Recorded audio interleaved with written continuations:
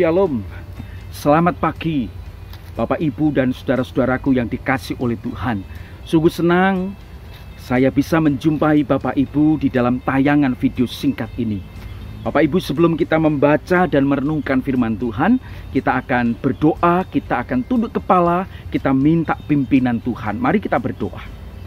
Bapa di surga, terima kasih untuk kasih dan anugerah Tuhan di dalam kehidupan kami. Penyertaan Tuhan, pemeliharaan Tuhan begitu nyata di dalam hidup kami. Pagi ini Tuhan, kami hendak membaca dan merenungkan firman-Mu. Tuhan, kiranya Engkau singkapkan kebenaran firman-Mu ini yang akan terus menuntun kehidupan kami, yang akan menguatkan iman kami sebagai orang-orang percaya. Terima kasih Tuhan, di dalam nama Tuhan Yesus Kristus kami bersyukur dan berdoa. Amin. Saudaraku yang dikasih oleh Tuhan, pagi ini saya ingin mengajak Bapak Ibu untuk melihat dan membaca satu bagian firman Tuhan di dalam 1 Tesalonika pasal 4, saudara. 1 Tesalonika pasal 4 ayat 13 sampai dengan ayat yang ke-18. Tetapi pagi ini saya hanya akan membaca 2 ayat untuk saudara, ayat 13 dan ayat yang ke-14. 1 Tesalonika 4 ayat 13 sampai 14. Demikian bunyi firman Tuhan. Selanjutnya kami tidak mau, saudara-saudara, bahwa kamu tidak mengetahui tentang mereka yang meninggal, supaya kamu jangan berduka cita seperti orang-orang lain yang tidak mempunyai pengharapan. Karena jikalau kita percaya bahwa Yesus telah mati dan telah bangkit, maka kita percaya juga bahwa mereka yang telah meninggal dalam Yesus akan dikumpulkan Allah bersama-sama dengan Dia. Saudara, judul renungan saya pada hari ini adalah pengharapan orang percaya. Saudara, kematian seseorang yang kita kasihi, yang kita cintai, sangatlah sulit bagi kita untuk mengikhlaskannya. Apalagi saudara, orang yang kita cintai itu adalah orang tua kita, anak kita, atau saudara kita, atau teman dekat kita, sahabat karib kita. Saudara dikasih oleh Tuhan, rasa-rasanya sulit sekali untuk kita mengikhlaskannya. Dan rasa-rasanya juga saudara, kita masih belum percaya bahwa orang yang kita cintai, yang kita kasih itu telah dipanggil oleh Tuhan. Butuh waktu yang cukup lama untuk kita mengikhlaskannya. Saudara, hal ini pernah dialami oleh seorang yang bernama Abraham. Ketika istrinya yang dia sangat cinta itu meninggal dunia, di dalam Kejadian 23 ayat 1 sampai dengan 2 diceritakan di sana Abraham meratapinya, Abraham menangisinya karena Abraham begitu sayang dan mencintai Sarai istrinya.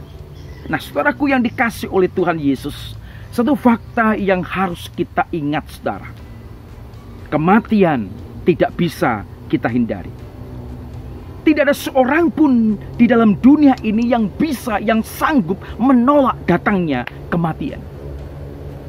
Saudara, ada banyak orang yang berusaha untuk mengulur atau memperpanjang waktu hidupnya di dunia ini dengan cara berobat kemana-mana, bahkan ke luar negeri. Tapi ketika kematian itu sudah waktunya untuk menjemput kita, maka tidak ada seorang pun yang sanggup untuk menolaknya dan menghindarinya. Setiap orang pasti akan mengalaminya. Setiap orang akan menerima tiba pada gilirannya masing-masing.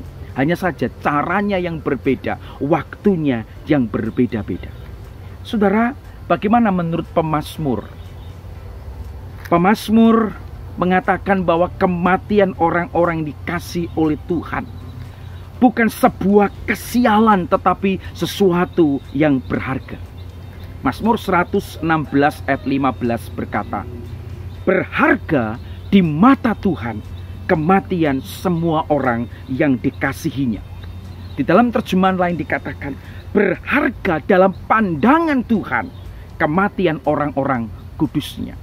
Saudaraku yang dikasih oleh Tuhan, dengan kata lain saudara, kematian orang-orang yang dikasih oleh Tuhan, sekali lagi bukan kesialan, bukan sia-sia, tetapi sangat berharga bagi Tuhan. Kenapa? Itulah saatnya mereka dibebaskan dari semua kejahatan di dunia ini. Mereka diangkat dari kehidupan ini menuju kepada satu kemenangan yang berbahagia dan dibawa ke surga untuk memandang muka Yesus. Bahkan Rasul Paulus berkata, kalaupun harus mengalami kematian, bagi Rasul Paulus itu adalah keuntungan. Jika kematian itu datang, itu hanya merupakan akhir tugas kita dan akhir daripada tugas Paulus di dunia, dan awal kehidupan yang lebih indah bersama dengan Kristus. Saya ulangi sekali lagi, bahwa kematian itu, saudara, ketika datang, itu hanya sebagai merupakan akhir dari tugas kita, tugas saudara dan saya di dunia ini, dan menjadi awal kehidupan yang lebih indah bersama dengan Kristus. Saudara, bandingkan di dalam kitab Filipi 1 ayat 21. Saudara, melalui renungan firman Tuhan hari ini, saya ingin mengatakan bahwa saat ini bukan lagi saatnya untuk kita menangis, bukan lagi saatnya untuk kita berduka, tetapi saatnya untuk kita bersuka cita. Kenapa, saudara? Sebab kita adalah orang-orang yang berpengharapan di dalam Kristus. 1 Tesalonika 4 ayat 13 sampai 14 yang tadi kita sudah baca, saudara. Ada satu bagian firman Allah yang ditulis oleh Rasul Paulus kepada jemaat di Tesalonika, supaya mereka tidak berduka cita karena meninggalnya orang-orang yang mereka cintai atau keluarga mereka, melainkan berpengharapan di dalam Kristus. Mengapa, saudara? Karena mereka yang meninggal di dalam Kristus, saat ini mereka berbahagia bersama dengan Kristus. Mereka yang meninggal di dalam Kristus, saat ini mereka sudah berbahagia, sudah hidup damai, lepas dari semua kesulitan di dalam dunia ini, dan satu saat nanti mereka akan dibangkitkan. Saudara, ada orang-orang yang memahami bahwa kematian sebagai akhir dari segala-galanya. Kematian sebagai akhir, dan sesudah kematian tidak ada lagi kehidupan. Tetapi saudara, sesungguhnya kematian adalah titik awal di mana kita akan bersama-sama dengan Kristus di surga. Kematian, Allah memanggil kita untuk kita menghadap dan bersama dengan Dia selama-lamanya. Kematian sesungguhnya hanya sekedar kita pindah alamat. Kalau hari ini kita yang masih hidup, kita beralamat sesuai dengan KTP atau tempat tinggal kita masing-masing. Tetapi setelah kita mati nanti, alamat kita, orang yang meninggal di dalam Kristus, alamat kita sama, yaitu tinggal bersama dengan Kristus di surga. Saudara, pastikan sekarang ini hidup saudara ada di dalam Kristus. Pastikan hari ini keselamatan ada di dalam genggaman tangan saudara. Miliki Kristus dan saudara hidup di dalam Kristus. Saudara, kita adalah orang-orang yang berpengharapan. Kita orang-orang percaya yang punya pengharapan. Bukannya pengharapan ketika kita masih hidup di dalam dunia ini, tetapi pada saat kita dipanggil oleh Tuhan pun, kita adalah orang-orang yang punya pengharapan.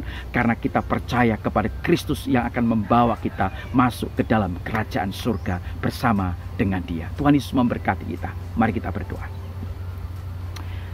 Terima kasih Tuhan untuk kebenaran firman-Mu pagi hari ini, yang menguatkan kami. Kami orang-orang yang percaya. Kami bukan saja punya pengharapan di dalam dunia ini, bahwa Kristus akan selalu beserta dengan kami, tetapi kami punya pengharapan, bahkan sampai kematian itu menjemput kami, kami tetap menjadi orang-orang yang berpengharapan. Kami akan tinggal bersama dengan Engkau di surga selama-lamanya. Tuhan Yesus, terima kasih. Meteraikan firman-Mu di dalam hati kami masing-masing. Dan biarlah Engkau terus menambah-nambahkan iman dan kekuatan bagi kami, untuk kami tetap setia kepada Engkau. Terpujilah nama-Mu Tuhan. Di dalam nama Yesus Kristus kami bersyukur, kami berdoa. Amin. Tuhan Yesus memberkati saudara. Haleluya. Amin.